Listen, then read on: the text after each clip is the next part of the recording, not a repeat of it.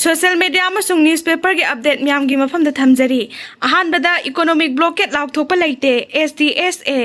Senapati District Students Association SDSA gi Information and Publicity Wing gi ngasi thadorakpa cherol na haribadi social media da tha sigi nipan ingthokaba numitagi National Highway Imphal Dimapur lambida economic blockade tawgani haiba voice message asi thajabiganu masina miyam da chamamnaba ama thoalle hiramasi gi matang da SDSA gi office na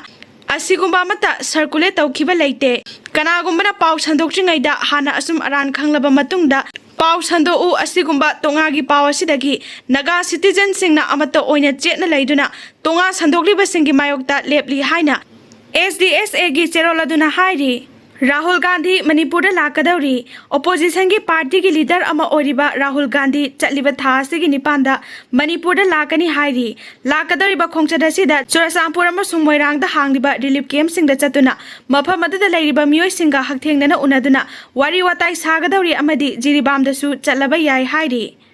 Laima khongrom da chatke toromba nupi ama ima singna faraga mathwai kalhaure hairi Kangpopi district tagi khulai phagat khre Kangpopi district ta security force na thibo humbagi thabak chathabada khulai paiba singna losinduna thamlamba oigani chingnaba magazine yawba 303 rifle ama 12 bore single barrel rifle ani height E36 hand grenades ani magazine yawba 9mm pistol ama kapa yariba maru taret blank fire ammunition ani galonena antenna yawba Motorola set ama phagat pangamle hairi Mizoram CM na Bharat ki Prime Minister unnakhre Mizoram Chief Minister Laltu Homa ngasi Bharat ki Prime Minister Narendra Modi unaduna wari sanakhre matam sangnadagi Manipur gi Mantri Mandol singna PM unanaba appointment launaba hotnabada awaba ama oiduna lakli adum oinamak Mizoram gina appointment fangliba si mataw karamna fanglibano habasisu asawo wahang ama oiri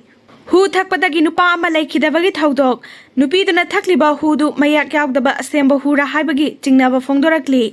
tha sigi seichat ahumda nupa ama hu thakpadagi laikhidaba thaudoka mari leinana mahaka hu thakminakibani haibi sihaudrabi nupi aduna thakhiba hu adu mayak yaugdaba asemba hura haibagi chingnaba lei haina Mayang lagjing nupi semgat sagat marupna thadorokba cherol amana phongdorakli loinana print amadi electronic media gi isilinau singna aranba paw phongbidana basu appeal tarakli Mayang lagjing nupi semgat sagat marupna haukiba July ama ningthokaba numitki numidang pung 3 rom tarakpa matamda Abuzam Anil Kaman Elias Amu apokpa ejo Mayang lagjing da leibabu phone taroklaga kauthokhi numit adu mahaki imunggi miyoi singaloinana lopukta thabak surraba matung karaklaga potharingai phone taroktuna kauthorakhi bani mahakna thokraba matamda masakhangdaba number amagi imung manungda phone taroklaga Thogdok thokfam da laknaba khangalakhi bani Abuzam Anil Kaman amadi ayekpam Sangita makoi ani puna phumlau da leiba sizinadraba oil pump amada nupi aduna puduna lakpa hu thakminakhi bagi khudam thengnakhi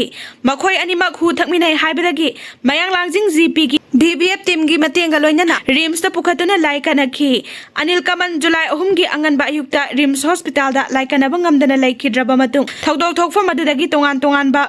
Bottle manungda higok masugi mahi khara yawba bottle amaga su fangba ngamkibaga loinana makoina orambagi mafam thengnakhi maram asina nupi adu Anil Kamana thakhiba hu adu nataba atopa asemba hu ama thaklabra haina chingnarakhi maram di nupi duna onthorokpada higok masu yauna othoklamkhi maram aduna police ta report ama tawduna spot inquiry ama sathahanki Anil Kaman mayang langjing GP gi BBF ki member oiribani mahangna leikhidabasi maikai asom gi mera paibi lup ama oina nupi adu amadi nupi duga loina riba kangbu sing adu gi mathakta chingnaba kaya ama leitaba natte makhoi anina hu thakminaba matamda tongan bottle ani tarambana maram oiraga nupa masadu da pithakliba sina jungle cutting gi sakti leiba poison aduga nupi na thakliba sina asemba mayak yaudaba hu oigani thajai maram aduna thaudoga si makhoina loktuna duna thoalabra haibagi chingnaba kaya lei hairi